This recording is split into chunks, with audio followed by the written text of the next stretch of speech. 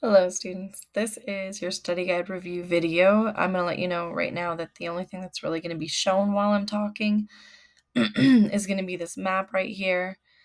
I'm going to review that real quick. I am going to go over more information than what is just being asked in your study guide. That's just to kind of make sure I'm providing as much context as possible and going through the information as much as possible. The main thing to begin with is starting at the beginning of the unit with our geography challenge. You have 4 colonies that kind of start out as being a part of each of these regions that we discuss: New England, Middle, and Southern. Now, the Carolinas break up, as many of you discovered, or at least 2 of you in each class.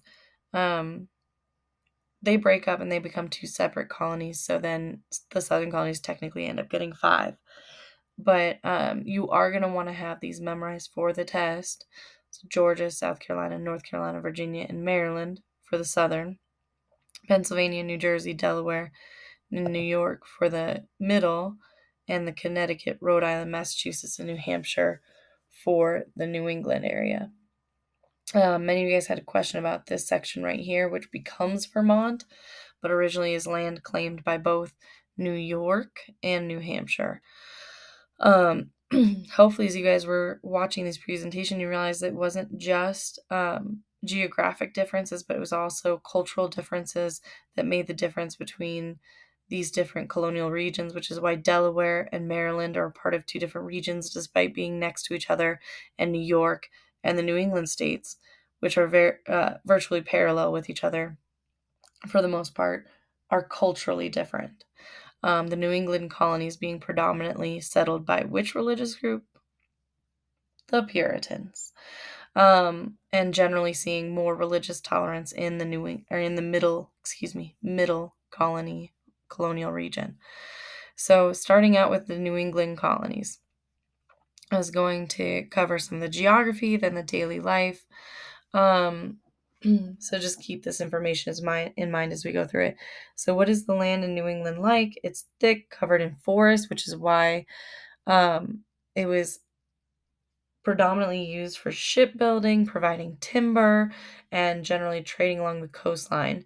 They made most of their money in the ocean, whether it's fishing, whaling, shipbuilding, rope tarring will become big, being merchants, using the sea and importing and exporting goods that way.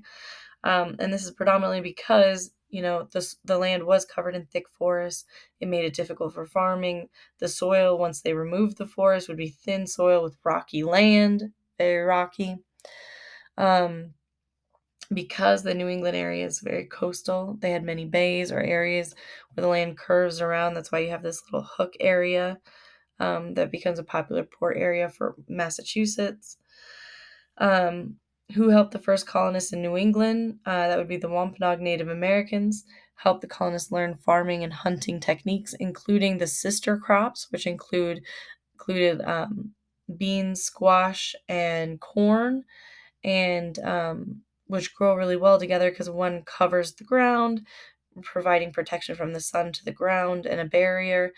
And the other one grows up, and so they just taught them a lot of the farming techniques that help them to be more successful. The Wampanoag tribe will be the tribe that's involved in the first Thanksgiving. What are the main ways that people in New England colonies made money? We already talked about that as far as ocean-based economy, fishing, whaling. They sold whale oil to heat and light homes, shipbuilding. For the daily life, most people in New England lived in small houses. They were easier to keep warm in the winter. Many houses did not even have wooden floors, only packed dirt, especially earlier on. It's like when we're looking at the early Salem witch settlement, the walls were made of wooden boards and the roofs were thatched with reeds. Now, the significant part of when looking at New England was their education. They have a higher literacy rate than either other regions, especially early on in colonial time periods, and this comes from the earlier settlement of the Puritans. Because of their emphasis on the importance of understanding the Bible, it led to many children being trained to and being raised to be able to read and increase that literacy rate. Boys and girls started school when they were very young and often went to school in addition to their daily chores on the farm. In less populated areas, school was held at home. The responsibility fell to the mother. Um, and there's a whole social studies term of talking about like this realm as like the mother as the educator and things like that, which we can get into later. But children began their education at Dame schools, so named because the teachers were women predominantly.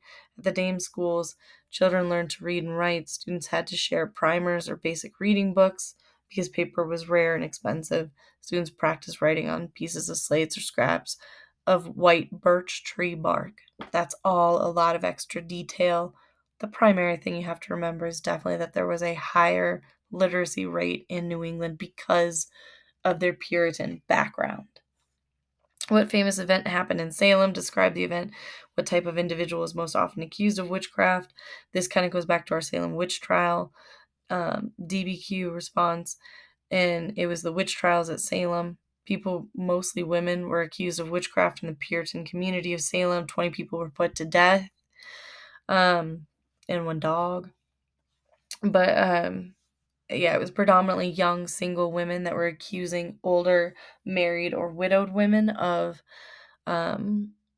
witchcraft. We looked at the map and it showed that the poorer, more rural area on the western part of Salem Village was accusing predominantly women on the eastern portion of Salem Village, or women that lived along, predominantly women, not all women, that lived on the outer edge of town as well.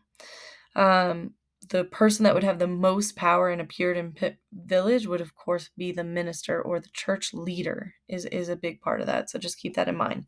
So zooming in and looking at New Hampshire and Maine, the first two settlements in New England would be Plymouth in 1620, led by the Separatist Puritans. That is something to remember. They were also referred to as Pilgrims. And then in 1630, they'll be followed up by the Massachusetts Bay Colony, or the non-separatist Puritans that would follow that didn't want to separate from the Church of England. The Separatists were the group that wanted to separate from the Church of England, also known as the Anglican Church. I've heard a lot of students mixing this up or treating it like it's two different churches. Church of England is the same name as the Anglican Church. Anglican is just it is an older term. I don't want to get too much into the etymology, but Anglican is just another way of saying English. So the Church of England and the Anglican Church is the same as saying the Church of England or the English Church. Regardless of semantics. So the Separatists wanted to separate from the Church of England and practice religious freedom for themselves. And this is important to remember, that in a lot of the early Puritan settlements like Plymouth and Massachusetts Bay, they weren't escaping religious persecution to establish religious tolerance for everyone else. They just wanted religious freedom for themselves. But they thought that they had the true religion that everyone should be following. The Separatist Puritans came over on the Mayflower in 1620. That's the ship that they had traveled on. And then I already talked a bit about the Puritans in Massachusetts Bay and how they're different. These were the non-separatists. It includes ministers like John Winthrop, that we read his document about a city upon a hill, wanting the Puritan faith to be the example that then others could follow, and felt that if they held a high moral and religious standard, that then the Church of England would see that this was, the pure form of religion and would adopt the Puritan practices. That did not end up happening, as we talked about in class. For voting rights, colonists could only vote if they were members of the church, and religion played a large role in the social structure and community activities in the colony, to the point where we even talk about the establishment of, Connecticut, that, Thomas Hooker disagreed with the strict religious practices of Massachusetts, and so he establishes Connecticut in 1636. You have Anna Hutchinson, the OG lady of representation for women's ability to speak. She was a dissenter of the Puritan Church. The Puritans banished Hutchinson from Massachusetts because of her views on religion and treatment of women. She believed religious faith was a matter of belief and conscience rather than one of obedience to a minister. She questioned the Puritan doctrine, or like what their beliefs were, that people earned salvation by performing good deeds. And then you also have the establishment of like Rhode Island that wanted religious freedom for all religions by Roger Williams, and he disagreed with the Puritan beliefs as well. New Hampshire, as many of you guys brought up, becomes another collecting place for like the separatist Puritans. Move up to this region looking for more ways to make money. Same thing with the section of Maine, which is still a part of Massachusetts as of 1652. And it'll stay that way up until I believe it's 1820. But which New England colony allowed religious freedom? This one's really important, is Rhode Island. And that's the key. That's where Anne Hutchinson will get exiled to. It allowed a lot more relaxed focus on religion. Pilgrims and Native Americans, we didn't focus on this too much in this unit this year, but at first the Native Americans were friendly with the settlers in New England. Again, we're not talking about Jamestown in Virginia, but we're talking about the Wampanoag, Massachusetts, First Thanksgiving. But at first there was a friendliness there. They allowed the settlers to establish settlements and shared their knowledge of farming and native plants and animals.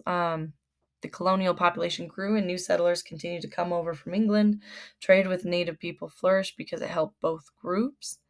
We didn't get a chance to talk about Tisquantum too much this year, but Squanto is another term used to refer to Tisquantum.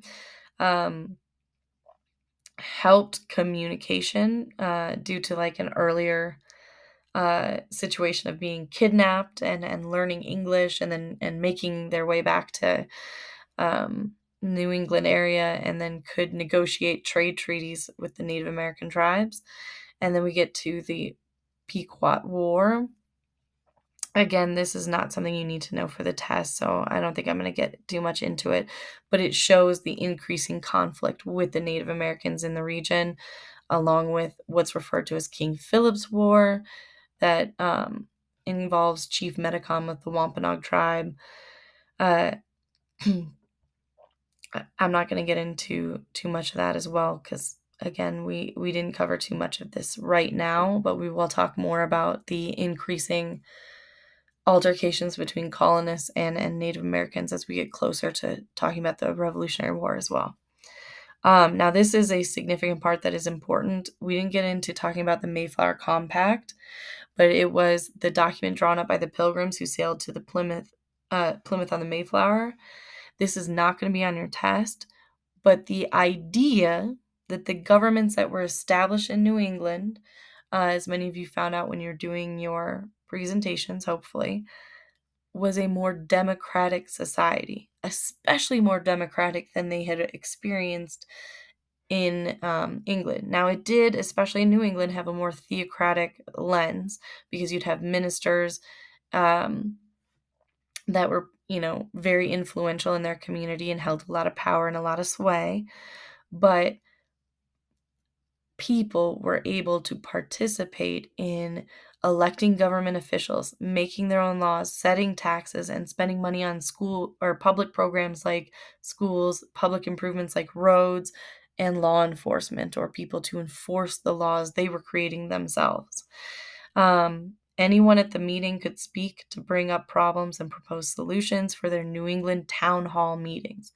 And town meetings become huge in New England, and you'll see this idea of like them wanting to advocate for their own rules, their own society, and what their society around them should look like.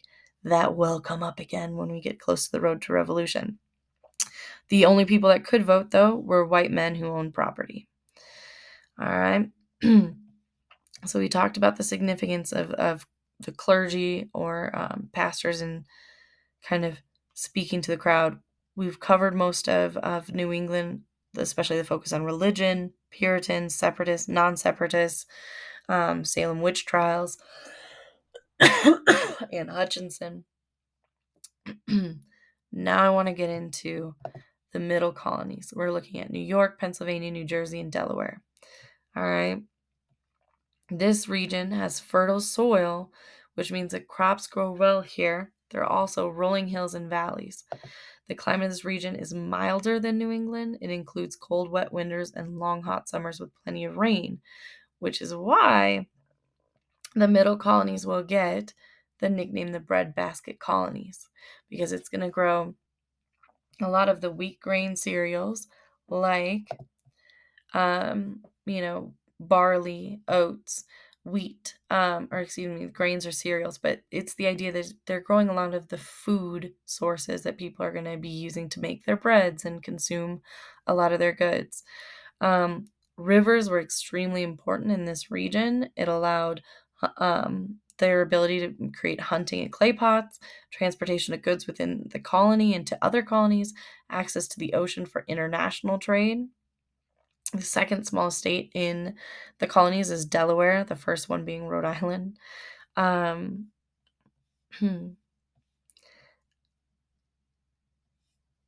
So, yeah, the middle colonies referred to as the breadbasket colonies. Which European country first claimed land in the middle colonies in the area known as New Netherland? That would be the Dutch. Which European country took over New Netherland and created several proprietary colonies? That would be England. And that's something you guys are familiar with. In 1664, they make a deal with the Dutch, especially for New York. And parts of New Jersey, which had Swedish and Dutch land claim there. Most people in the middle colonies were farmers. Most of the labor in the middle colonies was provided by free labor. However, there were some indentured servants and family labor. Which colony did William Penn found? Again, focus on the last name. It gives you a clue into the colony of Pennsylvania. What religion was known as a Society of Friends? That would be the Quakers. How did Penn attract settlers to this colony? By allowing religious tolerance. That was a big deal. Now, as it did talk about in the video for the Quakers assignment, there is a lot of contradiction in there, like including and allowing slavery to begin with, while saying that everyone's equal under the eyes of God and preaching this as their part of their religion. There was that contradiction there. Now, they will ban slavery later on, and Pennsylvania will have some of the strongest advocates for the abolition of slavery or getting rid of slavery. But earlier on, you have this kind of contradiction. There's also the relationship between William Penn and Lenni Lenape, or the Native Americans nearby, the Lenape tribe. But early on, William Penn had a good relationship, wanted to establish a respectful relationship, created a treaty that promised a chain of friendship between the settlers and the Lenni Lenape. That'll change with his sons. They create what is called like the Walking Treaty, which was supposed to be like Pennsylvania setting a map or a boundary for their colony, based on how far one of the villagers, or three of the villagers, I think it came down to three of them, could walk in a day. And so what they did is he hired three of the fastest, strongest, most endurable athletes that they had to not walk, but run as far as they could to get them as much land as possible.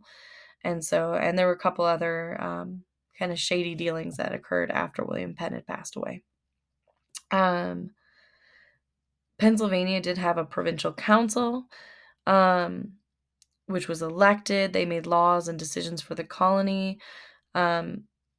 Now the governor, or like the executive leader, was could override what the council decided, but there was still, again, this idea of autonomy, elections, voting, and participating in the laws and governing body for the world that lived around them. So again, that's the same thing you saw in the New England colonies, you're seeing in the middle colonies, or this idea of self-government was a big focus. Remember that the important tradition that was established in the middle colonies was this idea of religious tolerance. You see that a lot in New Jersey, Pennsylvania, the freedom to practice religion freely. That wasn't said very well, but that's what it was. The governments in New York and New Jersey are similar to Pennsylvania, this idea of self-government. Now, getting into the southern colonies, looking down here at Maryland, Virginia, North Carolina, South Carolina, and Georgia. Now it's important to remember with Jamestown in Virginia, it's one of the earliest permanent settlements. Before this, you have Roanoke, but it's kind of disappears, and then you get Jamestown. Most of the population keeps dying, but then they keep surviving by supplying it with new people. But another important thing is that it was a corporate colony, not a proprietary colony, like Pennsylvania with William Penn, where he was granted the land from the king in order to pay off a debt that King Charles II owed William Penn's family. Instead, Virginia was settled by a company, the Virginia Trading Company, and a corporate colony is a charter is given to a corporation, and the colony is designed to make money for the corporation, while a proprietary colony's charter is given to the person, and then that person gets to make up the rules, laws, and expectations for their colony. The colony in the South that was a corporate colony would be Virginia. The cash crop that helped Virginia when no gold was discovered. This was through the practice that John Rolfe introduced. The man that ends up marrying Pocahontas was tobacco. What motivated the establishment of Maryland? Who is the founder? This is Calvert or Lord Baltimore. Wanted to set up a colony in which it was a safe haven for Catholics to worship. Catholics. Maryland became a safe haven for Catholics. That is key. What groups of people settled in the Carolina region? Now, this is where when we were watching the Khan Academy video, it talked about in the West Indies, there was a huge population of people that did not want to go there. Like the owners did not live in the West Indies because there was a fear of these tropical diseases.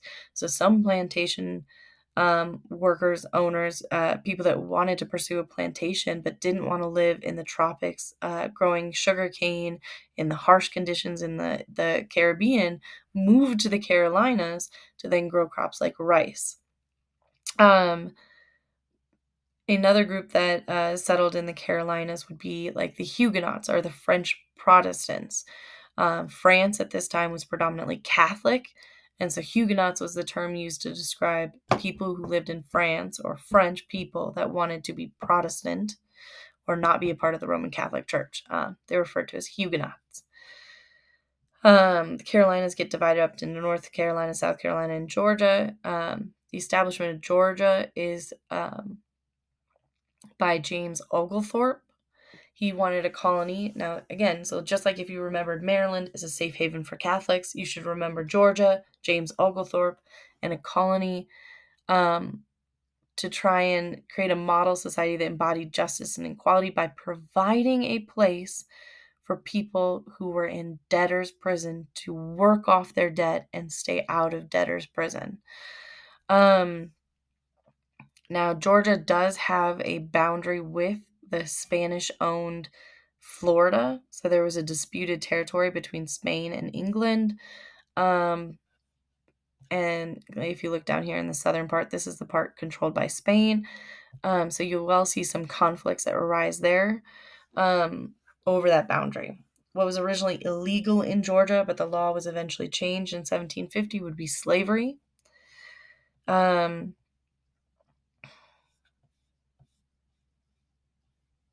You have to remember that the southern colonies had long growing seasons, flat land and a variety of soils, and a hot, humid climate. As a result of these factors, this region proved to be ideal for agriculture, and it establishes a plantation-based agriculture. and eventually becomes dominated by the forced labor of enslaved men and women in these southern colonies.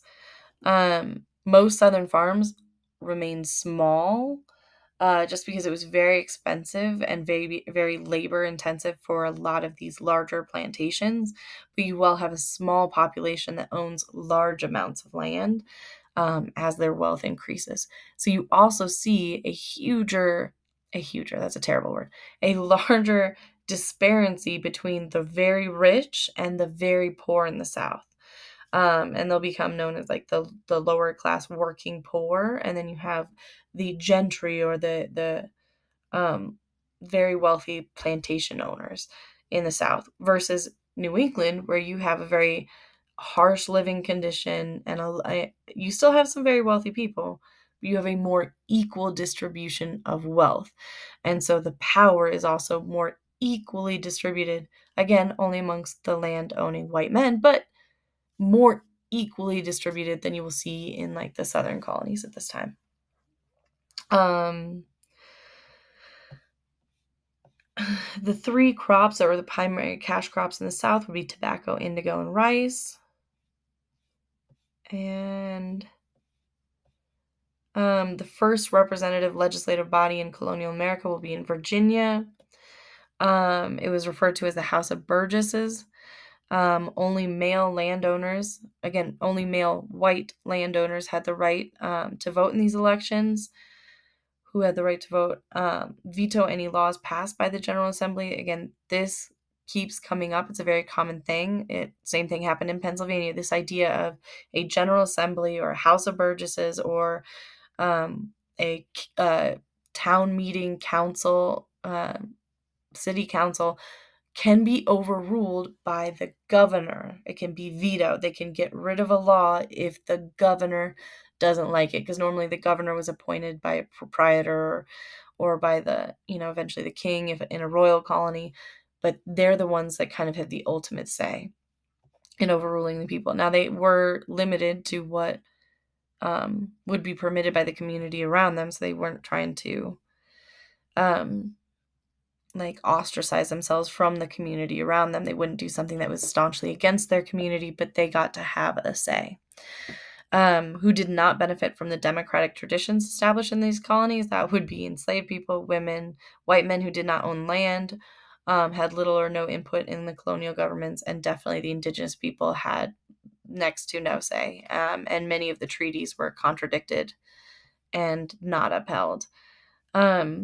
This is most of the information. If there's anything that is not covered in this video, you can feel free to ask me questions on Monday. Any information that's not in here that you have questions about, just please star it, circle it, write a note, and then we can go over it on Monday in class.